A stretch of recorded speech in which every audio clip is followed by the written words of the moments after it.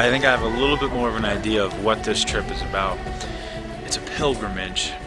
That's what I've discovered thus far. We just came out of our first meeting here at Cafe Cultura in Quito, and now the group gets on the bus and it is a pilgrimage. That's what we're up to, and we're heading to really the heart of the world, in the middle of the world, heading to the world's most pristine, largest rainforest, which I also just learned is really the most important rainforest on the planet to really protect. Now, obviously every rainforest needs to be protected, but the Amazon in particular is responsible for so much biodiversity, and it's over 3,000 miles long. It's the size of America. I learned that yesterday. I was like, oh my god.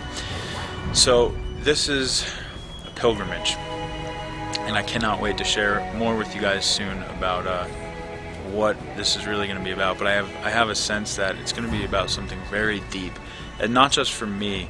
I feel like this calling I've had to be here is almost a calling that a lot of us might have had of lately, which is what really is the next big step for our lives. What is the evolution of our own contribution for this planet and our own purpose for what we want to do with our time on Earth. And I'm just so excited to share everything I learned with you guys.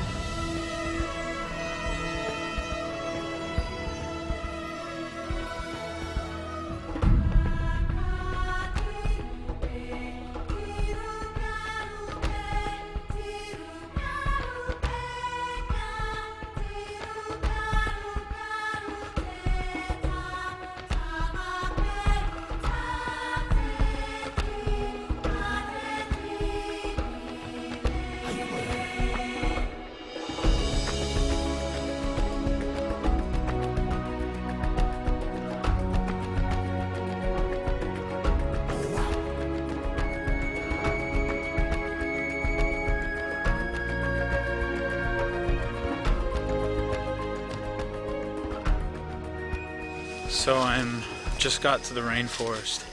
I'm hanging out with definite shenanigans right here. I've got my Uncle Jim and Grandma Sarita.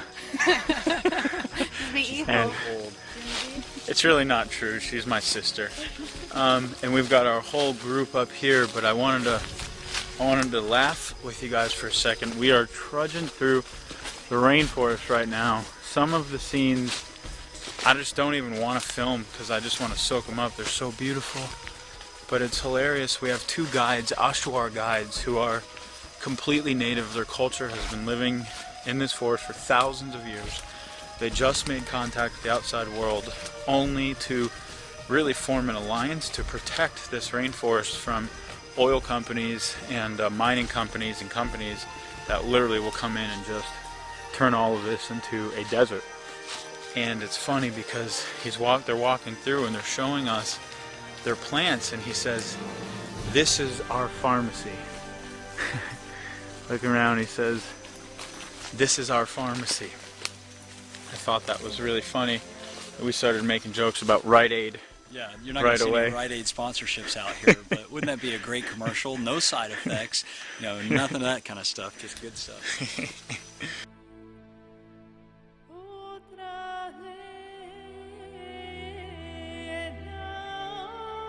Here we are, searching for the pink river dolphin.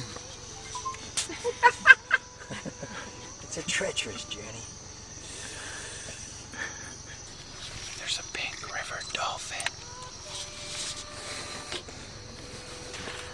Oh, thank you, Sarita, for blocking the pink river dolphin immediately as it was up. Incredible timing. That was impeccable.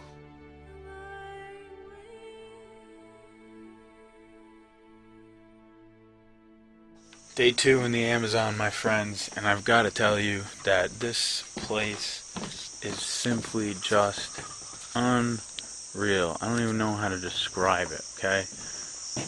But I'll give an attempt. Here's where I'm staying. Here's my beautiful little bed. I've got my mosquito net in here and everything else, and this is what I'm looking out into when I wake up in the morning.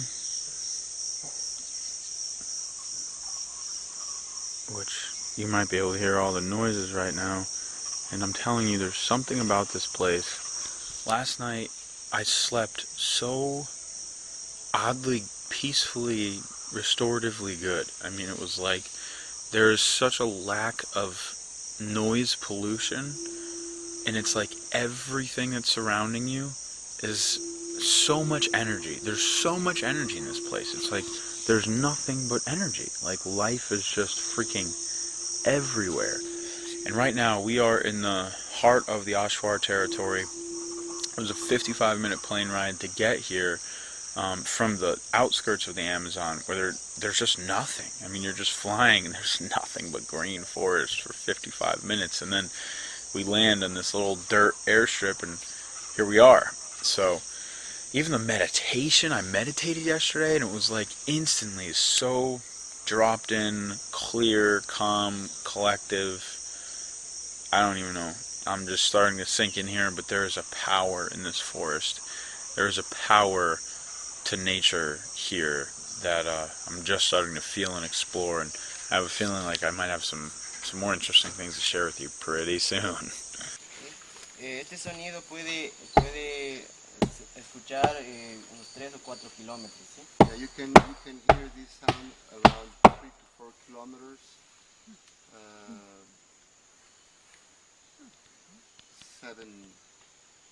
2 miles.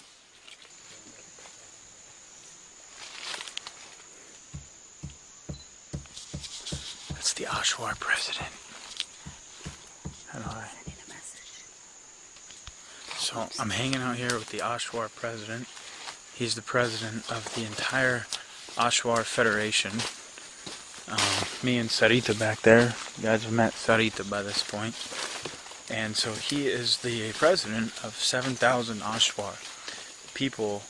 And I just want to share a quick story with you because this is so incredible. They did not want contact with the outside world for so long.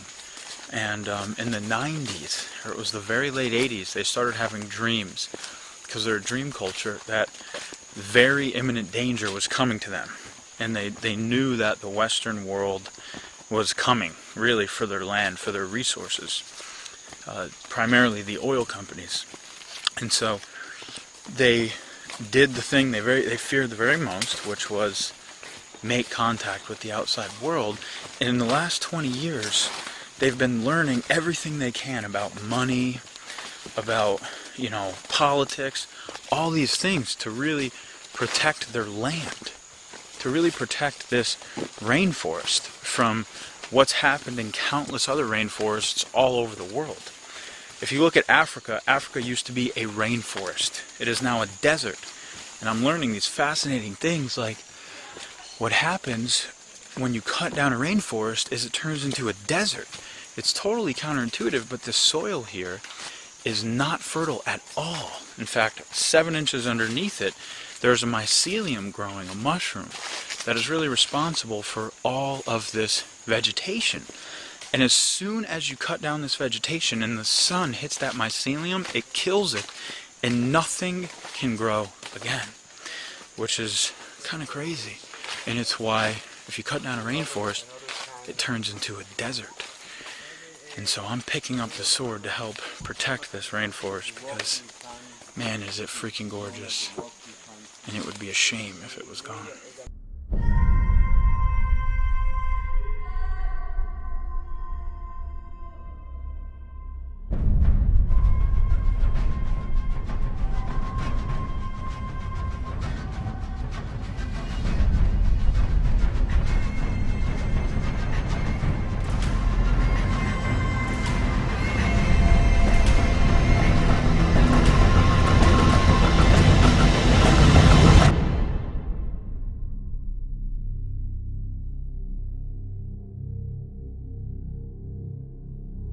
So one of the things that I find most fascinating and inspiring about the Ashwar, look at these butterflies. I don't know if you can see that right there. It's so beautiful. They're like fluorescent butterflies out here. Is that since literally 20 years ago, we're talking 20 years of emerging from thousands of years of being an indigenous culture, They now own an aviation service. They have a world-renowned eco lodge, the Kapawi Lodge. It's one of the top 5 eco destinations in the world. Whatever, all this really cool stuff. But they've managed to stop, at this point, till this point, they've managed to stop all sorts of oil companies from getting into this land, okay? They've even managed to be responsible in a huge part of Ecuador's adopting a new policy in their constitution of respecting nature as if it were a human being. And it's called the Rights of Nature Act in their constitution. And it's a precedent-setting standard for the entire world, because for the first time in the world, one country, Ecuador, has recognized in its constitution the rights of nature. And it's precedent-setting. And I think that needs to spread all over the world. But, whoa, that's a big bug. What I think is important is that we understand that if the oil companies and the mining companies are allowed to actually come to this rainforest and do what they did in Africa and do what they've done in the northern Amazon, which currently the largest environmental lawsuit in history. It's a $37 billion lawsuit. And the indigenous people actually just won a $9 billion suit against Chevron. Because if you look at what happened in the northern Amazon, they came into the northern Amazon and they wiped the place out. I mean, it's pretty much decimated. It's horrible what's going on up there. They've just did what they do, and the byproduct of that is they've literally wiped out entire regions of the northern Amazon. All the people who live there are gone, and are pretty much screwed. And so there was the largest lawsuit in the history of the world, the largest environmental lawsuit in the world, and they won $9 billion, which is pretty insane. That's another precedent-setting case, which is that if you're an oil company, you just can't come into people's homes that they've been living in for thousands of years, wipe them out, and profit to no freaking end from it. It's just not freaking right. And so I'm so inspired by the fact that there's these new precedents, which are the triple bottom line: people, planet, profits. And if you can't respect the people and you can't respect the planet, then you don't have the right to profit. And some of the work that's being done here is really at the absolute cutting edge of making sure that that's a new standard that we all live by. So that's very exciting.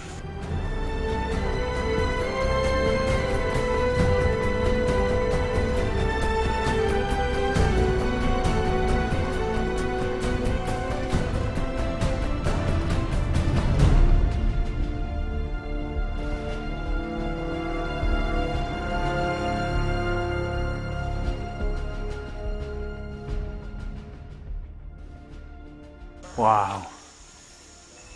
So this is a strangle tree, which means that apparently a tree grows around another tree, strangles it, kills it, and becomes much bigger. But it's actually a very good thing, because when this happens, apparently it gives birth to all sorts of new life. And so you can see that growing on the tree, there's like 80 different types of plants and species and bugs and everything. So they call it life after death. I was bitten by a conga at the very beginning of my days in the forest, and it comes through my trouser, and I didn't felt the conga until some moment when I felt something walking under my trouser, and I didn't know what it was.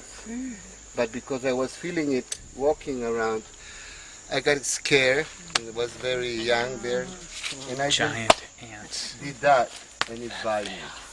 If it And bites then you, it put me on bed for one day, and 5 my hours. testicles were just as that. Believe me, no exaggeration. I couldn't walk. I had to stand up like that. Fever, headache, sweating. Was terrible. It got me in one artery. They have a nest or right vein there. that And how do you irrigate. just wait time? Danielle's on the bed with testicles didn't fever do so well. Tucupi. It happened in Mayor Tucupi. And I was with a Swiss people group, and was so impressive that I showed them. Because they were with me when it bit me, so they knew everything. Then I was sick and I was guiding, so I couldn't keep guiding. And we have to change the itinerary and stay one day into Kupi's home. And so it was amazing, and very painful. So it could kill a baby. A little baby could be killed by one bite of these ants.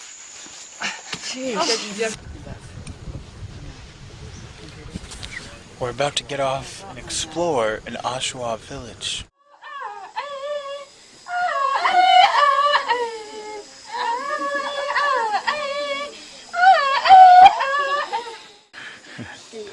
You guys are awesome. The journey of a lifetime begins in the heart of the jungle. ¿Cómo estás? Bien, Fantástico. fantástico, ¿Divertido? divertido. Sí. ¿Aprisionado? Is that a word? Sí, impresionado. Oh, mucho impresionado. Freaking touching, man. We are sitting in the middle of a village, an Oshawa village, the remote Amazon. I mean, this is where they live. This is their home. There's 11 children that live here, and then the mother and father, and there's the whole community, and that's their home. And we just sat and had this little ceremony, but wow, I'm just gonna debrief because it's just touching to see the world literally like kind of coming together the way that people capable of coming together now. And there's 4 people translating every time someone speaks, and here we are though, all sitting around in a circle being together, so it's pretty amazing. You see these spears? They actually hunt with those things. The jungle first. Walking back from the meeting with the elder warriors, I got my spears. I'm ready for battle. I'm ready to take on global tyranny. I'm ready to stand power for the people. You got those from some What do you say, Girl Tim? Scouts. Don't let them kid you. You picked those up from Girl Scouts. Do you see this guy's face? It looks like a bird took a shit on his face. That's what it looks like. And then wiped it on his. Don't listen to that guy, okay? Don't listen to him, alright? I'm the true warrior here. I'm the only one with spears. All these clowns got necklaces. That's right. Listen to the guy with the necklace right here. Listen to the guy with the necklace, okay? He's walking away from the warrior meeting with a necklace. Hey, get off me. Set of Fruit Loops on his Get off me. I got spears. Spears, my friends. Spears. When you hear a voice no one else can hear, but it's clear and loud, ringing in your ear, and you finally know what it's time Heading into the to jungle. do. That's your Day truth 3. calling you.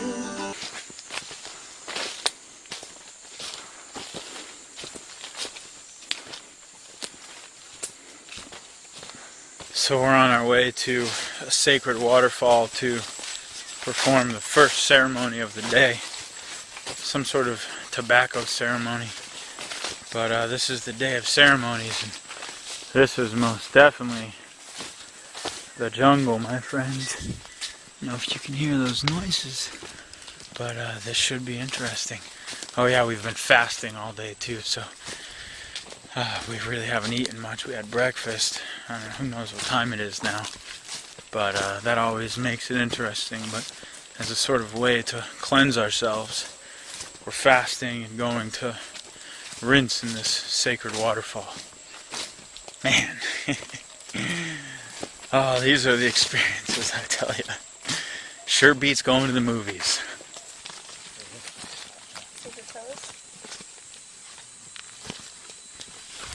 Puma/jaguar footprint. We've arrived at the sacred waterfall. It is time to cleanse.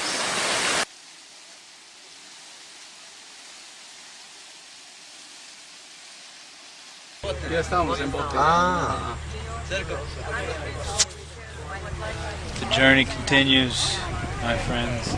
Continues.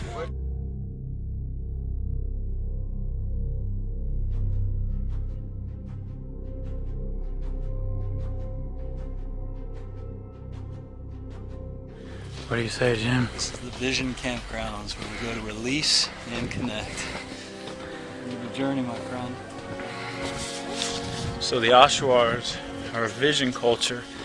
They were able to see in their visions that oil companies were coming for their land, and of course that was the case. And they also sought to form an alliance with an outside organization, which ended up being Pachamama, which is the organization we came on this trip with.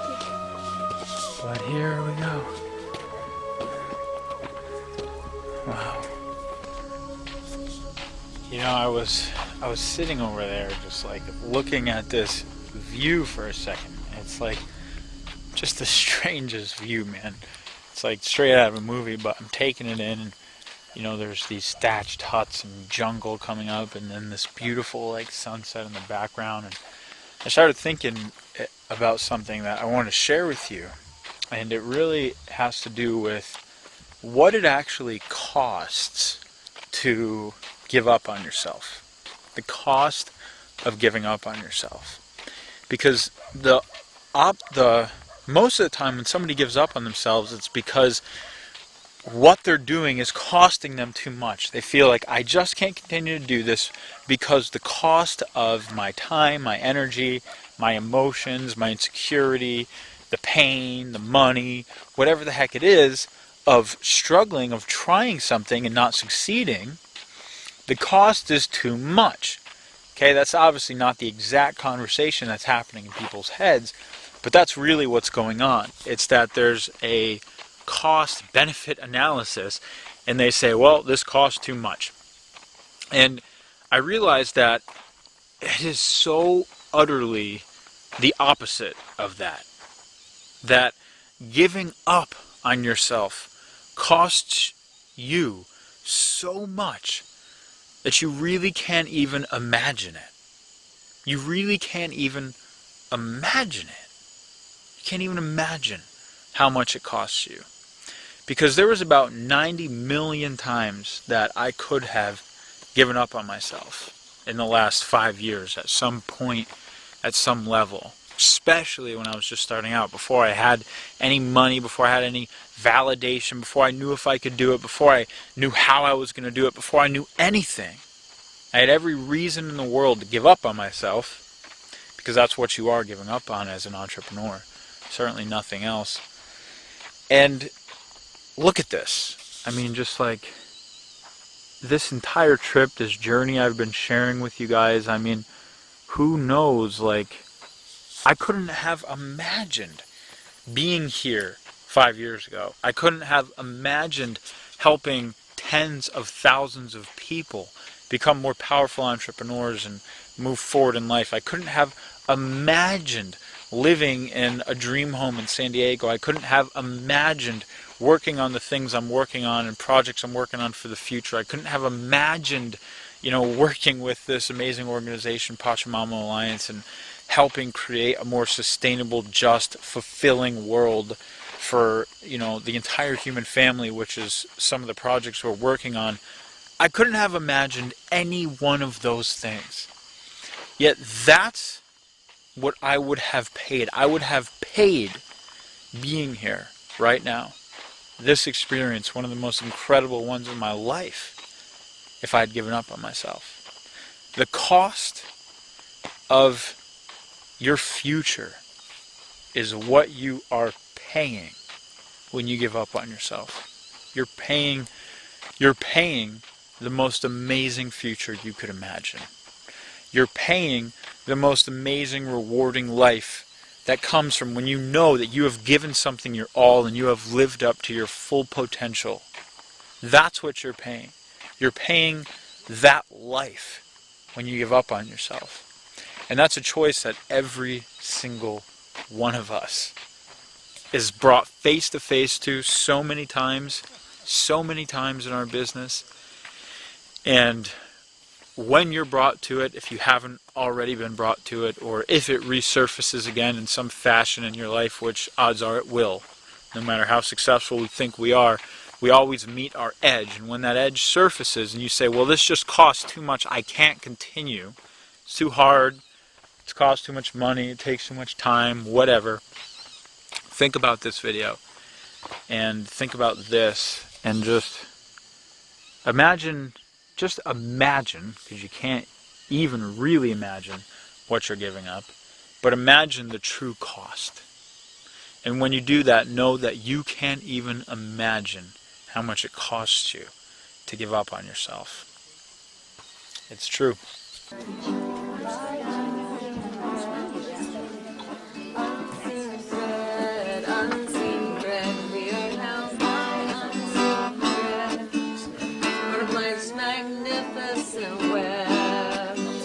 Yes. We are held by unseen thread. Unseen thread. Unseen thread. We are held by unseen thread. Part of life's magnificent thread. Okay. You learned that in a minute.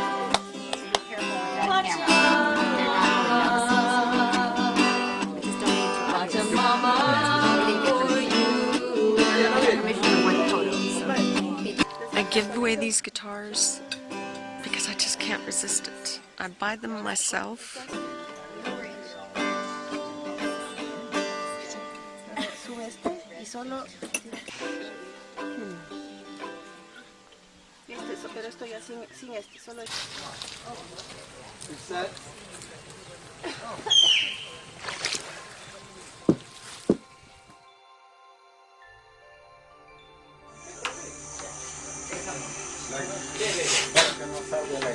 They're blowguns that they use to hunt and assassinate. It's no joke, they assassinate people with blowguns.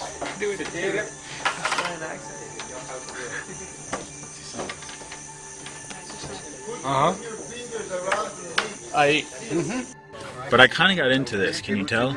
Is Danielle coming? I'm really ready to become an Ashwar warrior. What do you think, Jim? I think you're well prepared, amigo. I think I'm absolutely well prepared too.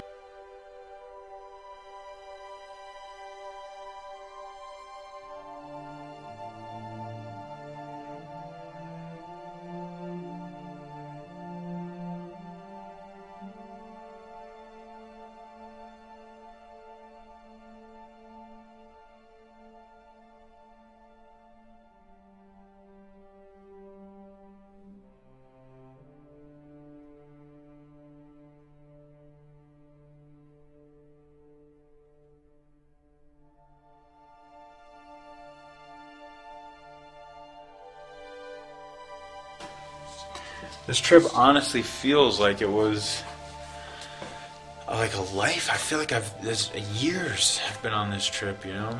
And I was reflecting on it, and I think one of the ways we measure time is by growth, right? So typically we grow year after year after year as we get older, we learn more and we have more experiences and we grow more, and so our consciousness matures. And that's a sort of measure of time. And so, you know, if you haven't grown at all, it just seems like nothing's changed. But when you've grown so much, it seems like it's been forever, you know? So it literally feels like this trip has been months. And it's just because so much growth has been condensed and so much change has happened. And it's just sad. I don't want to go. I don't want to leave. I want to stay in these mountains and hills and jungles, and it's just incredible. But I know that I have a mission to do. I know that our world, the world that we live in, the modern world, and you know, the first world, has so much work to do. There's just so much work to do. There's so much change happening right now to our countries and the world. I feel the deep calling, you know, within me to emerge and be a leader for people and for the world. I feel the calling to create new products and new services that are going to really help people transition in these times and be of value to the world. I feel the calling to be a voice for conscious entrepreneurship and leadership in the emerging world, that the old ways of how business was done and how even economies and communities and governments are run is just not acceptable anymore. And unless things are working for the people, the planet, and profit, then it doesn't work. It's a non-sustainable model. It just doesn't work. And you can really see that when you come face to face with deforestation or communities that are gone due to oil companies coming in, and land that's ruined and won't grow back, and all these things that really begin to affect the future generations of this planet. And so the United Nations defines sustainability as the ability of the current generation to meet its needs without affecting the ability of future generations to meet theirs. And that is one of the most beautiful definitions I've ever heard, the ability of the current generation to meet its needs without affecting the ability of future generations to meet theirs. And so I really ask you to take that into your heart, take it into your heart, and look at the way we're living and say, are we affecting the ability of future generations to meet their needs? And if the answer is yes, then it's all of our responsibility. It's a calling within all of us to be a part in some way, shape, or form of the solution, of restoring integrity to our human race and to the way we live, and making sure that our great-grandchildren have the same opportunity that we had to flourish. And so that's the calling I feel. So I'm leaving on a jet plane, my friends. Don't know when I'll be back again. It's sad, but I'm excited for what the future holds. Have fun, my friends. We'll see ya.